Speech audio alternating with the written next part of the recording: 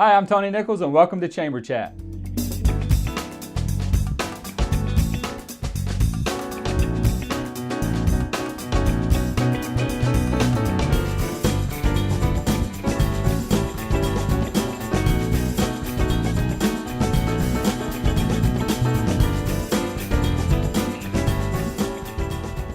Hi, and welcome to Chamber Chat, a program put together by the Salisbury Area Chamber of Commerce to keep you informed on what's going on in your chamber and in your community.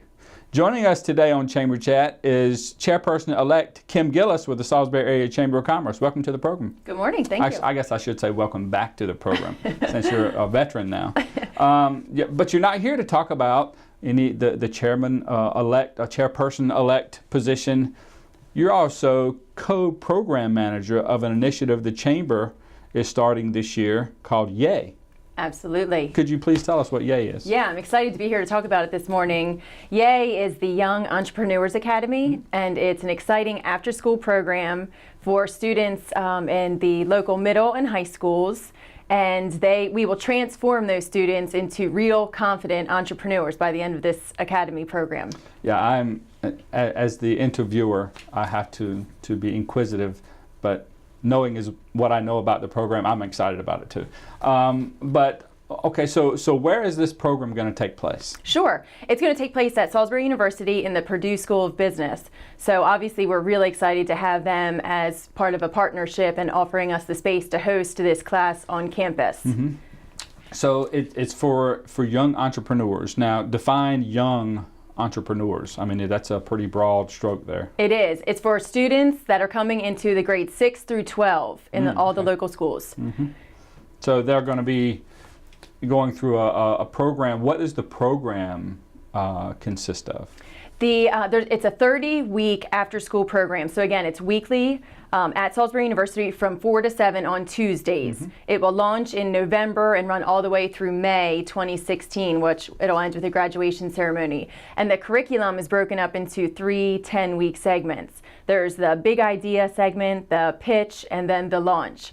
And in each of those segments, they walk through the process of literally starting their own business.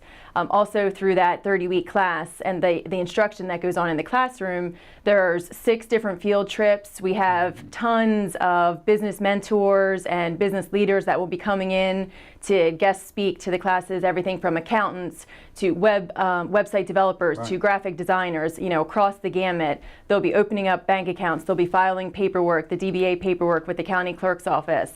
It's an intensive program, and we're really excited that they'll end this program with a business in hand. That's awesome. It sounds like a pretty big commitment.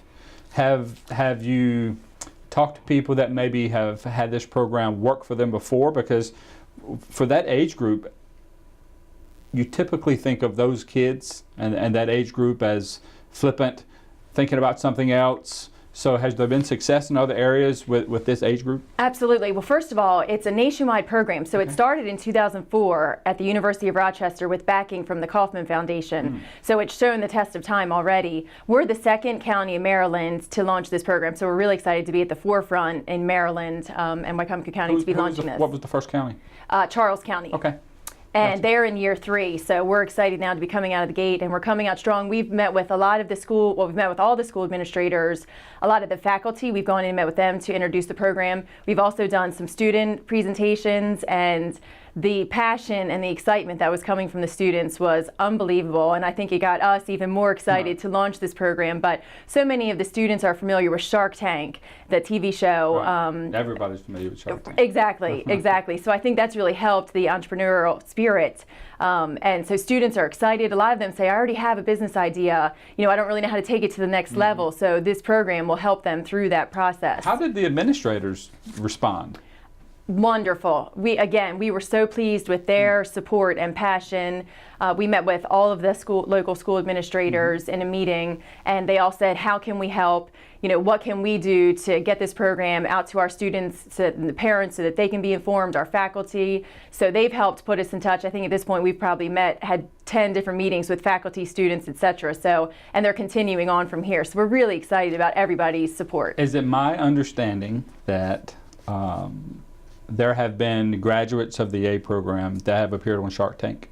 Yes. Oh, absolutely. And Shark Tank, we just learned last week actually, and we're digging into this further, but we just learned that Yay is a partner with Shark Tank. So we're excited because, as you know, Shark Tank is coming back to the community, doing a casting call here. So we're looking to see how we can leverage that a little bit further too. Well, obviously there has to be a funnel or a process that people have to compete or go through to ultimately win a spot in something like that. So are there competitions along the way, and how are those things? Let's back up. How are the participants chosen?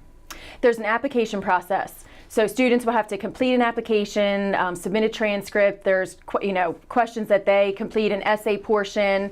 They submit letters of recommendation. So obviously it is a competitive process. And I'm sure, I assume teachers and faculty will be involved in this process as well. Yes, and they've already started to get involved because there's a nomination form that teachers and faculty can complete. So we've been receiving those from faculty members, and then the chamber, we follow up with the students directly. We invite them to learn more information. There is an information session coming up for students, parents, the community, whoever wants to learn more. That's coming up on May 7th. It'll be held at the Chamber of Commerce building in downtown Salisbury, 6 p.m. Okay, back to the competitions.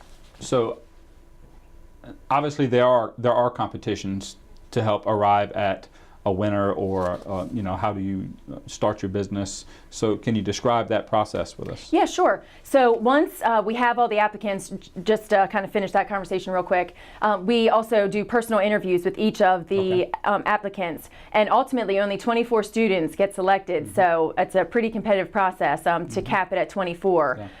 Then once they go through the program, there are 2 competitions that they compete in. There's a regional competition, which usually happens around the DC area. So as they're going through class, there's a portion where the students, once they begin to develop their business plan, they pitch their business in front of an investor panel.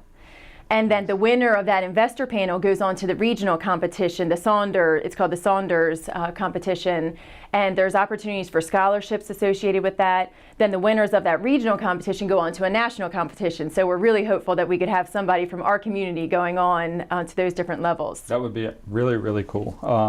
And just to see the process, will those pitches or things be open to the public, or is that just going to be a closed session with the participants, the community participants, the business community, for the children?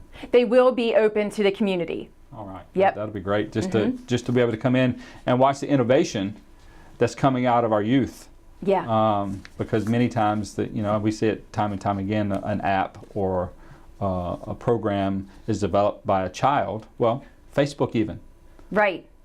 He was still in college, so that was coming out of the youth. So how can students apply, or how can they find out more information to vet, I guess, themselves if they want to try to get involved? Sure, there's a link right on the Salisbury Area Chamber of Commerce website under the About section, and you'll see a link for the Young Entrepreneurs Academy. So there's an application available there. Myself and Sophia Smecker with the Chamber of Commerce are co-program managers, so both of us are available to answer any questions. Again, most of the principals and faculty members are now familiar with this since we've had a chance to meet with them, so they can help put students in touch with us as well. Fantastic. Thanks for coming back again. Thank you. We'd like to give you an opportunity now to take a look at the upcoming events with the Salisbury Area Chamber of Commerce.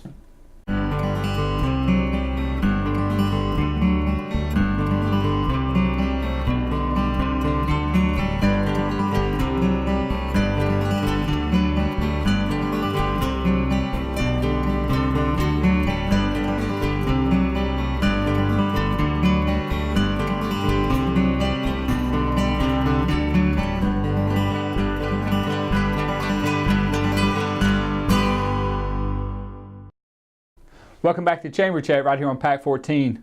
Joining us now is Sarah Rayne, co-chair of First Saturday. Welcome to the program, Sarah. Thank you. All right, well, let's jump right out of the gate. Tell us what First Saturday is. First Saturday is a new monthly event in Salisbury's downtown that aims to provide a free music experience for locals while focusing on local business, tourism development, and community involvement. And we are a arts and entertainment district event. Very cool. How did this come about? It's centered downtown. So obviously to plug into the revitalization of downtown, but where did this first Saturday music idea come from? Well, I'm a music lover, and I used to be a reporter, and I was working at the Sussex County Inn in Georgetown, Delaware, and they actually started a similar event. It was a weekly Concerts in the Park series. Okay. And what they did was they went to this park. It was on North Bedford Street, kind of underutilized, and they started this weekly event. And they just brought local bands, and you'd go there, and it just became so wildly popular. And there were people just of all ages, all races, all walks of life that came together just to relax and to enjoy this free show. And it was really inspiring. And I saw the same thing when I went up to Burlington, Vermont this last summer for business. Just, lots and lots of people in a park. And got to talking to Jake Day about it and some other people, some friends from the community, and we decided to give it a go. But instead of putting it in a park, put it downtown. Well, I think it's a great idea. So all we're doing is creating a space where people can come and hang out and have fun, no strings attached, and there's going to be some cool music. Is that the idea? Yes, the idea is we're closing North Division Street from Church to Main. We're not blocking Main Street. Okay. And we're going to set the band up on the steps of the GOB, and we're encouraging people to bring their own chairs, and they can set up wherever. They can sit in the middle of the street, on the sidewalk. They can bring blankets. We're just going to hang out and listen to music. Wow. So what kind of music can we expect to hear in First Saturday? Well, our first band in April was the Chris English Band, and they're a very popular local blues band. Our next band on May 2nd is the Larks, and they're funk, jazz, rock, blues, very cool, very fun band. And then we have Lewis and Clark is the next band in June, and they are kind of a folk rock. After that, we have Eastern Electric, and then the Jesters and the Hot Meals. So it's all different sorts of music genres. Yeah, very eclectic type of offering. That's cool. So that'll appeal to a lot of people. To pull off an event like this, you obviously can't do it by yourself. Right. While you may be here on Pack 14, on Chamber Chat talking about it, there has to be a lot of people behind the scenes helping to pull something like this off. How many volunteers would you just guesstimate that are already involved to pull off First Saturday? We do have a First Saturday committee. My husband, Ben Rayne, is the co-chair, and we have lots of people who just offer great things to our event. Sarah Halcott and Robbie Johnson, they are on the committee. They're local artists, and they actually coordinate our First Saturday Arts Market, which is just a small arts market for people to browse in between, watching the music. And then we have Joey Gilkerson, who's just been a huge help.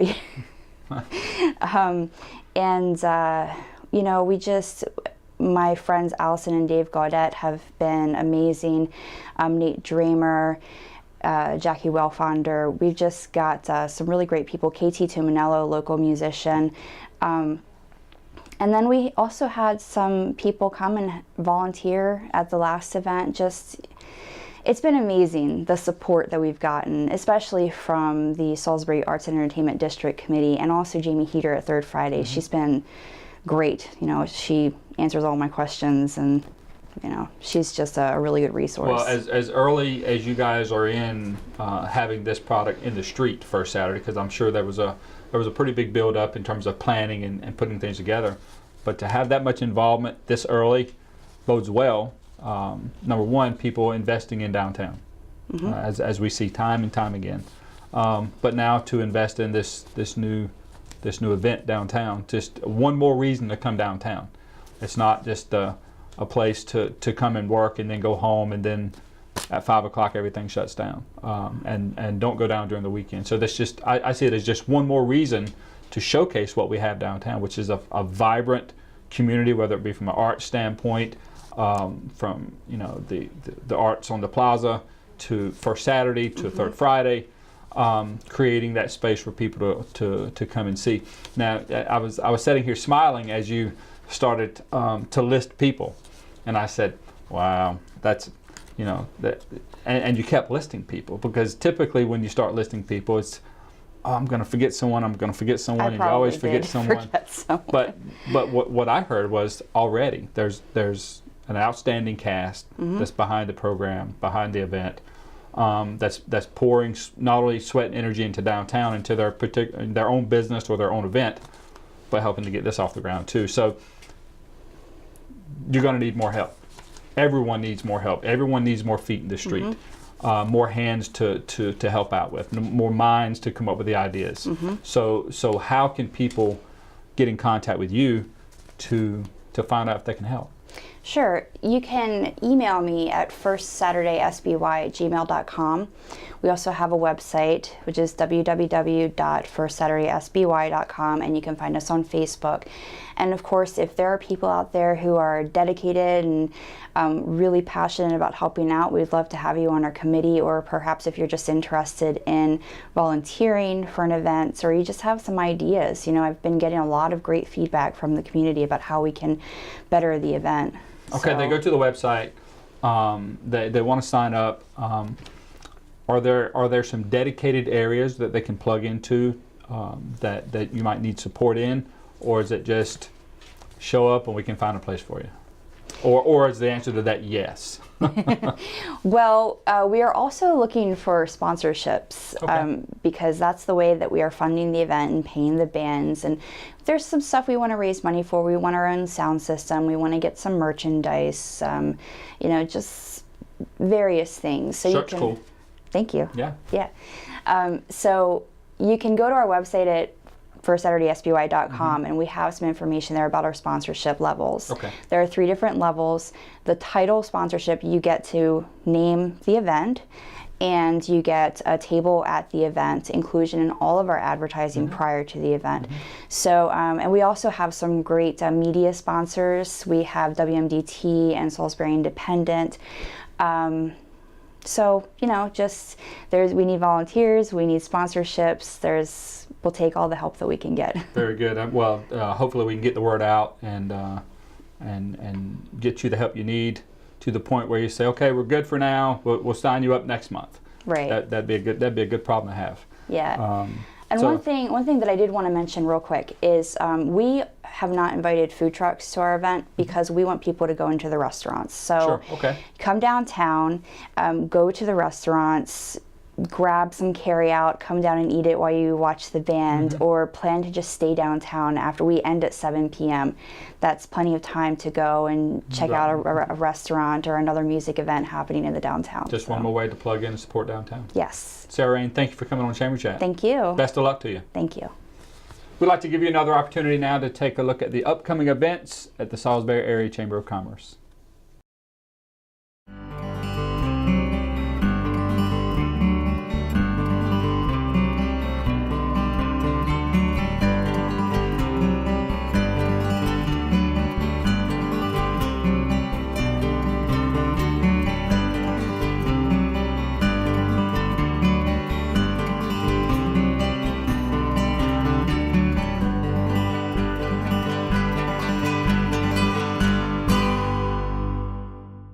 Welcome back to Chamber Chat right here on PAC 14. Joining us now is Cliff Berg, Leadership Volunteer with the American Cancer Society. Cliff, welcome to the program. Good morning, Tony. Good to be here. Cliff, you come to talk to us today about a little known event that we want to try to get the word out about this event that the American Cancer Society has. Could you tell us what that is? Well, that event is the Relay for Life. It's it's the American Cancer Society's signature event that they have, and it's been held here in Wycomico County for 23 years. Normally it's been at Purdue Stadium. This year it's going to move to right across the road to Winter Place Park, because Purdue is having their stadium redone right after the season ends. So we're moving across the street and we're really excited about it. You know, I was tongue in cheek. I really don't know anyone that either hasn't participated in a Relay for Life event or at least doesn't know about it. It's one of the most widely respected and most popular events that the American Cancer Society or any organization puts on? Yeah, well, locally there's something like over 3,000 people each year that participate in over 75 teams, and it's really does a great job for the American Cancer Society bringing awareness about cancer and raising funds and people just having fun and family fun. So. Yeah, the cool thing is that those kinds of statistics are replicated from one community to the other across the United States. Yeah, thousands of these occur both in the spring, and this one, of course, is held in the fall. October 2nd and 3rd starts at 6 o'clock on October 2nd and runs till 6 a.m. on the 3rd, and so people can camp out and have a good time, and lots of activities going on, family events and so forth. So, well, we have something unique that I don't think many other events have, and it's getting that time of year. I haven't gotten the dust off of my bicycle yet, but you guys have an event that's been going on, again, just a little while. About 18 years now. About 18 years. Tell us what that is. Well, it's called the Shorebird Metric, Yes. and it's a bicycle event. This year it's being revamped. We're starting out from the Tall Tales Brewery rather than Purdue Stadium, and so that'll be exciting for people. And it's a ride of either 65 miles, 35 miles, or 15 miles. So it's really for all types of bicyclists, not just the expert person who comes out and does a ride every Saturday morning type thing, but kids can get involved and so forth. So it's really a family. Well, that leads me to my next question, because when you start out at 65 miles, for people that just want to do this for health, that they're maybe not an avid cyclist or really competitive, and they're just doing this for fun or for health. My question was going to be: Is this going to be a family event that people can plug into? Bring the kids, very laid back, or is it more geared toward the No, the very much a professional laid cyclist? back event. Okay. Again, because of the various distances that you can ride, Sure. that makes it conducive for most anybody to ride, whether you, again, are a bike enthusiast or you're just trying to have fun for a Saturday morning as a family. So, and 15 miles allows you to do that, really. So That's exactly right. Just about, even I can do 15 miles. How about that? Well, maybe I can. I'm not sure. So, How would I sign up, or how would someone sign up for this event? shorebirdmetric at gmail.com. They Okay. can go online and register there and print out a brochure, or they can call the American Cancer Society at 586-873-4911, and they'll speak to the event coordinator, Teresa Welch, and they can, if they want some more details about that. And again, they can register, or they can find out more information about it. That's fantastic. I mean, it sounds like a great opportunity for people to plug in a fun way to support the American Cancer Society. Yeah, well, after the ride, they're going to have a free lunch and beverages that are going to be provided by Tall Tales. So it starts and finishes at It Tall starts Tales? and finishes there, Okay. which is again a new venue for this event. So. 130 people just signed up because it starts and finishes at Tall Tales. Well, I think that is a drawing card, no question about it. So. Well, can you tell us more specific, maybe in a more specific manner, how this event ties in and helps the American Cancer Society? I guess what we would call this is a feeder event for the Relay for Life program, in the sense that it brings awareness to, number one, cancer in our community and the devastating disease that it is. It helps raises funds for the American Cancer Society, but it's all part of the Relay for Life program that a lot of communities have, that they have sort of pre-events that take place. And of course, Relay for Life happens in the fall in October, and this is on May 30th, so it's a spring event. And it gives people an opportunity to find out about Relay, to perhaps create some teams, and it's sort of a different market that, bicycles are a little bit different market than the folks that come out for Relay, and it gives them an opportunity to find out about the American Cancer Society and what we do. I think it's a great segue to the Relay for Life, because you don't have to do any studying at all, but to understand how cycling is so beneficial for your health, your heart.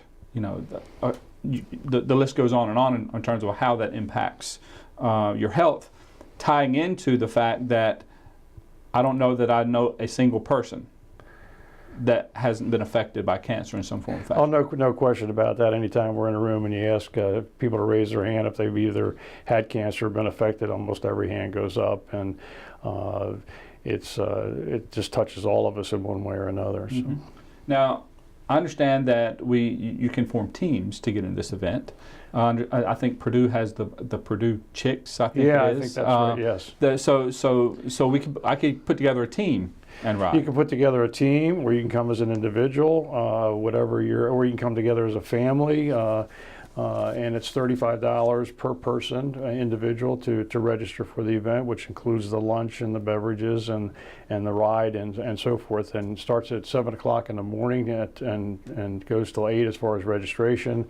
And it's a come and go type of thing where you come and register and then you get going on the route, so to speak. It's a non-competitive event, so you don't have to worry about the guy that's speeding by you there, so to speak. You're just out for a nice leisurely ride through the eastern shore of Maryland and northeast of Salisbury. So it should be a pretty ride. Let's hope for good weather. That's right. How many riders, how many participants over the years would you say, on average, would show up for this event? I would think that there's been about 65 to 75 riders, something like that. So hopefully this year, being with the new venue, that'll bring out some more folks. At least 180 more, as I said earlier. So the money that's raised, how is that used?